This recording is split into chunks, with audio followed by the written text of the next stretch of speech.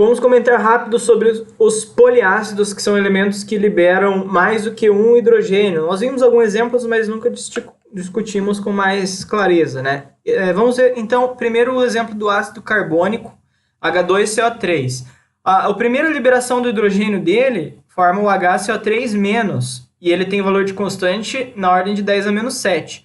E o segundo aí, ele forma o CO3,2-, né? Então, tem um valor de constante na ordem de 10 a menos 11. Aqui seria uma representação desse equilíbrio. Então, primeiro, eu tenho a primeira ionização, que eu libero o primeiro hidrogênio, e aqui está a minha equação da primeira constante. Se eu tivesse os valores de concentração desses elementos aqui, ele me daria exatamente esse valor aqui, ó, 0,00000043. Então, 7 casas até chegar no primeiro algarismo significativo.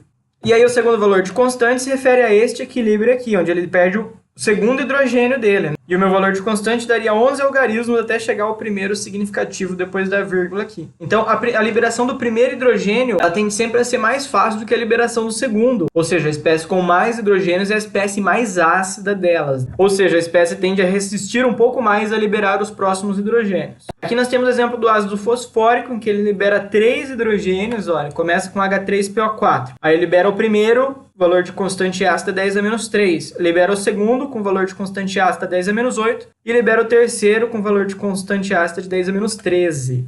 Resolvendo os constantes de equilíbrio, nós teríamos exatamente isso daqui, ó. Então, desses 3 hidrogênios que ele libera, o primeiro é o que é liberado com mais facilidade, e o terceiro, que é o último, tem um pouco mais de resistência a ser liberado do que os outros dois. E aqui é o exemplo do ácido sulfúrico, que tem 2 hidrogênios. O primeiro é um ácido forte, ó. Então você colocou isso em solução, o primeiro hidrogênio todo vai se dissociar desse ácido e vai formar essa espécie aqui, SO4-.